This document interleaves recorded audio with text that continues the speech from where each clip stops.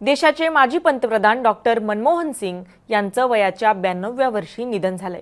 2004 ते 2014 या काळात ते देशाचे 14वे पंतप्रधान होते। पंतप्रधान या नात्याने त्यांनी अनेक मोठे निर्णय घेतले, ज्यामुळे देशाची अर्थव्यवस्था आणि भविष्य बदललं। जाणून घेऊयात मनमोहन सिंगांच्या अशाच 5 मोठ्या निर्णयांबद्दल। नमस्कार, मी छाया आणि आपण पाहताय मुंबई तक। देशातील आर्थिक सुधारणांचे प्रणेते म्हणून मनमोहन सिंगांना ओळखलं जातं। 1991 मध्ये त्यांनी देशाचं अर्थमंत्रीपद स्वीकारलं। त्यानंतर देशात अत्यंत वेगाने आर्थिक क्रांती घडली। त्यावेळी देशाची वित्तीय तूट जीडीपीच्या 8.5% इतकी होती। त्यांनी ती केवळ एका वर्षात 5.9%वर आणली। मनमोहन सिंगांनी राबवलेल्या आर्थिक सुधारणांच्या प्रकल्पांनंतर बुडत चाललेली अर्थव्यवस्था अशा टप्प्यावर पोहोचली की देशाला मागे वळून पाहावंच लागलं नाही। 1991 ते 1996 दरम्यान त्यांनी केलेल्या आर्थिक सुधारणांचं आजही जगभरात कौतुक केलं जातं। यानंतरचा त्यांचा मोठा निर्णय म्हणजे मनरेगा। डॉक्टर मनमोहन सिंग 2004 मध्ये देशाचे पंतप्रधान झाले। त्याच्या पुढच्याच वर्षी म्हणजे 2005 मध्ये त्यांनी राष्ट्रीय ग्रामीण रोजगार हमी कायदा लागू केला। पुढे या योजनेचं नाव महात्मा गांधी राष्ट्रीय ग्रामीण रोजगार हमी कायदा म्हणजेच मनरेगा करण्यात आलं।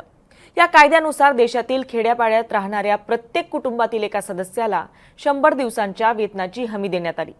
जर लोकांना 100 दिवस काम मिळालं नाही तर बेरोजगार भत्ता दिला जाऊ लागला। या निर्णयामुळे ग्रामीण भागातील गरिबी कमी झाली आणि शहरांकडे होणारं स्थलांतरही काहीसं कमी झालं। यानंतरचा त्यांचा महत्त्वाचा निर्णय म्हणजे माहितीचा अधिकार। 2005 मध्येच मनमोहन सरकारने माहिती अधिकार कायदा म्हणजेच RTI लागू करून देशातील जनतेला एक अनोखी भेट दिली। या कायद्यानुसार देशातील कोणताही नागरिक सरकारी विभागाकडे कोणतीही माहिती मागू शकतो। त्यामुळे सरकारी कामात पारदर्शकता वाढली। यानंतर 2005 मध्ये भारत अमेरिका अणु करार हा मनमोहन सिंग सरकारचा तिसरा महत्त्वाचा मोठा निर्णय होता। अमेरिकेसोबत ऐतिहासिक अणु करार 123 वर स्वाक्षरी करण्यात आली। या करारानंतर भारताला अणु तंत्रज्ञान आणि ऊर्जेची गरज भागवण्यासाठी इंधन मिळण्याचा मार्ग मोकळा झाला। आणि या सगळ्यात सर्वात महत्त्वाचा निर्णय म्हणजे 2009 साली आणलेला शिक्षण हक्क कायदा। या कायद्यानुसार देशातील 6 ते 14 वयोगटातील मुलांना मोफत शिक्षण दिलं जाऊ लागलं। हा कायदा लागू झाल्यानंतर देशातील शिक्षणाचा स्तर वाढला आणि खेड्यापाड्यात मुलं मोठ्या संख्येने शाळेत जाऊ लागली। पुढे 2013 मध्ये मनमोहन सिंगांनी राष्ट्रीय अन्न सुरक्षा कायदा आणला। या कायद्यानुसार 66% भारतीय कुटुंबांना परवडणाऱ्या दरात अन्नधान्य उपलब्ध करून देण्यात येऊ लागलं। हा कायदा दारिद्र्य रेषेखालील लोकांसाठी चमत्कार ठरला। यामध्ये लोकांना आजही अनुदानित अन्न दिलं जातं। त्याला अन्न सुरक्षा कायदा असंही म्हणतात। अन्न सुरक्षा मजबूत करणं हा त्यांचा यामागील उद्देश होता। या निर्णयांसह त्यांनी पंतप्रधान पदाच्या कार्यकाळात देशाच्या अवकाश अर्थव्यवस्थेला बळ दिलं। याच काळात देशाची अंतराळ संस्था म्हणजे इस्रोने चंद्र आणि मंगळावर आपलं अंतराळयान पाठवलं। या एका पावलामुळे भारताला परग्रहावरील अंतराळ मोहिमा पाठवण्याचं बळ मिळालं। मनमोहन सिंग यांच्या सरकारच्या कार्यकाळात भारताच्या मानवयुक्त अंतराळ मोहिमेची रूपरेषा लागू करण्यात आली होती।